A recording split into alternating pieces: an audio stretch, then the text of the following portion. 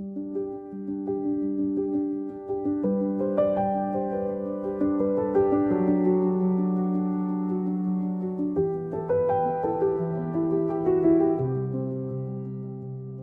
de la pandemia, que no voy a decir exactamente cuándo fue porque me confundo, unos 6 meses, 8 meses antes, yo empecé a leer varias columnas, algunas en diarios en Francia, sobre diferentes tipos, sobre, digamos, otras líneas que se interrogan sobre el género y la actualidad, como la asexualidad, etcétera, etcétera. Entonces saqué muchos libros de la biblioteca y como nos confinaron, entonces me quedé con 30 y pico de libros, muchos de autores actuales, sobre todo franceses, con esta línea de repensar las diferencias y los cuerpos y el género, más allá del el transgénero, etcétera, de otros lineamientos que yo no estaba informada o actualizada. En nuestra relación familiar y cotidiana con Marilú, le dije, ay, leí una cosa súper interesante, me la mandás, tic, tuc, tic, ¿no? El periodo de la pandemia fue un periodo en que hacíamos todos, creo, muchas como citas y nos tomamos tiempos para algunas cosas que no tenemos por lo general. Entonces intercambiamos y en algún momento de ese proceso, un poco después, se nos ocurrió hacer algo. Pensamos en un momento que fuera más radiofónico o que fuera más de un orden. A mí el podcast me interesa, pero me parece que le falta como una vuelta de tuerca distinta a algo, y además como soy una persona visual, era como conflictivo. Más allá de que lo que más me interesó de este tema justamente es la palabra. Entonces de ahí surgió, Liga Lupi la convocó a Marilú para ver qué tenía ganas de hacer, y Marilú dijo que tenía ganas de hacer esto. Y aquí estamos. Lo convoqué justamente a Franco para, de un proyecto que no tenía forma todavía porque no era acá, hiciera una suerte de asesoría o de curatorial, porque es absoluto experto en la materia local, pero también internacional. Entonces, de cosas que yo había leído que son de gente joven allá y que él no conocía, él me pasó tras de acá, me llevé de Eduardo unos buenos kilos de libros, de cosas que allá me hubiera costado más conseguir, y empezamos, independientemente de leer todo, en un momento, antes inclusive de empezar a trabajar con Eugenia, el gran interrogante era qué formato iba a tener. Y yo tomé el partido, eso lo asumo completamente, de tomar un formato testimonial, porque considero que sobre algo que es un testimonio, nadie te puede decir nada. Es algo que te pasó, es algo que te pasó, es algo que viviste o es algo que vivís, con lo cual uno no puede estar en desacuerdo o no en desacuerdo con eso. Los textos y lo que sucede en la pantalla, lo que sucede proyectado y lo que sucede en las pequeñas pantallas LED, que yo las llamo Infotram, que tienen la estética de que el subte llega en 3 minutos o es la hora tal, o que está abierto el kiosco 24 horas, o sea, informativa, para mí esos son otros personajes. Tanto, o sea, hay una línea dramatúrgica de lo que Marilú y Franco leen y dicen, y hay una línea dramatúrgica en el video y hay otra línea dramatúrgica en el Infotram.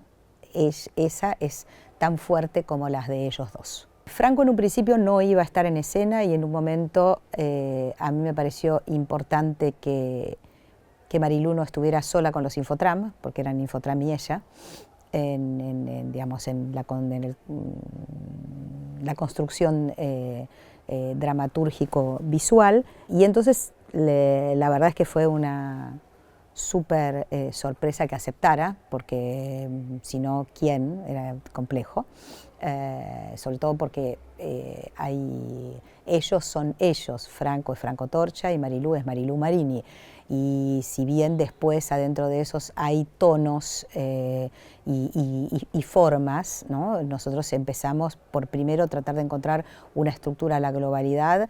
Yo diría que entre todos los que participamos, incluido Juan Cruz Bergondi, Luciana, todos los que participamos de esos ensayos y esas lecturas y esos intercambios que fueron a distancia durante unos cuantos meses esparcidos en el tiempo, pudimos terminar de encontrar esa forma, esa estructura, y luego, a partir de que esa forma se encontró, de manifiesto, testimonios y cerrar, empezamos como a ver qué tomaba quién, qué decían al unísono, cómo dialogaban esos textos, y a probar.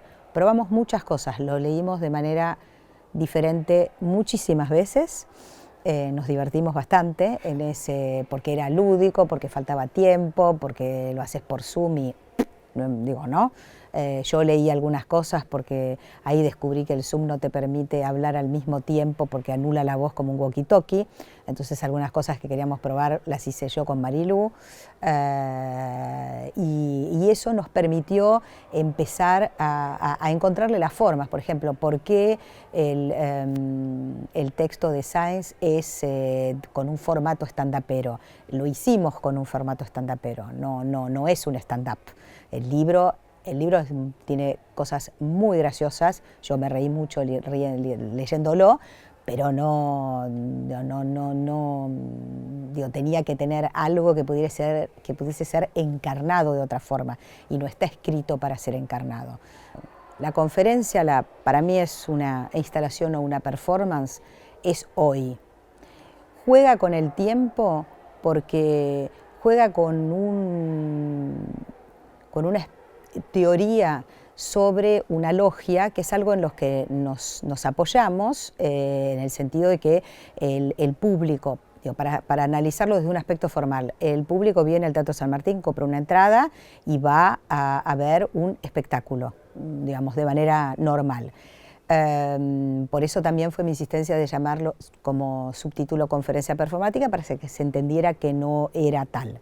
Entonces, nuestra ficción es que el teatro nos prestó un espacio, que hoy es la Casa Cubierta, y que nosotros dimos vuelta a la escenografía, que del otro lado es de la Lluvia de Fuego, para hacer esta reunión de esta especie de logia, parafraseando de manera muy lejana y con todas las distancias, Los Siete Locos.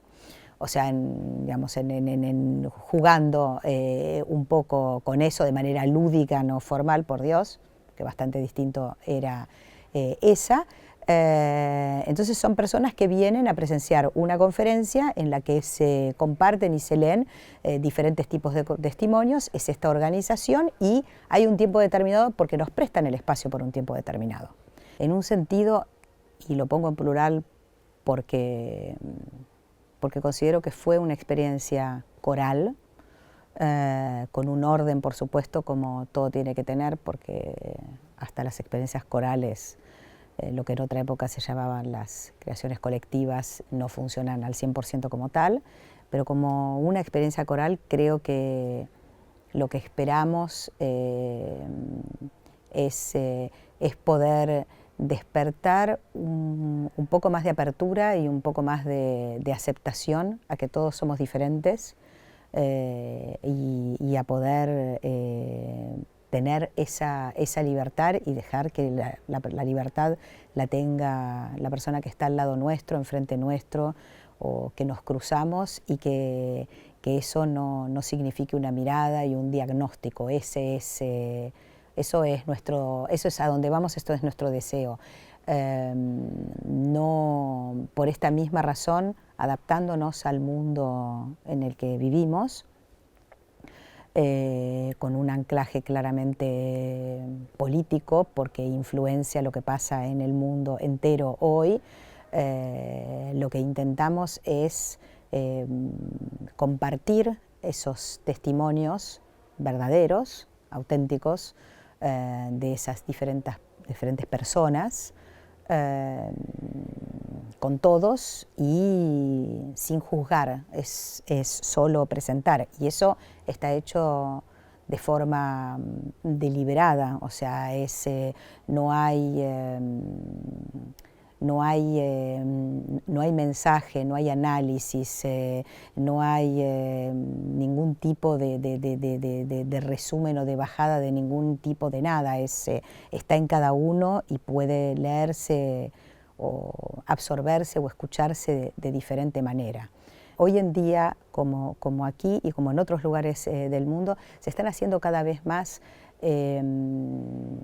experiencias, acciones teatrales, como se les quiera llamar, instalaciones, en diferentes lugares, no solo en teatros, puede ser en museos o en otro tipo de espacios, que no son formalmente un espectáculo y que muchas veces no están a cargo, como en mi caso, por alguien que sea director de espectáculos. Esa posibilidad que agradezco profundamente al teatro de habernosla dado, también es algo que me parece que es interesante, pensar que se puede hacer un espectáculo, una experiencia teatral, una acción teatral desde otro lineamiento.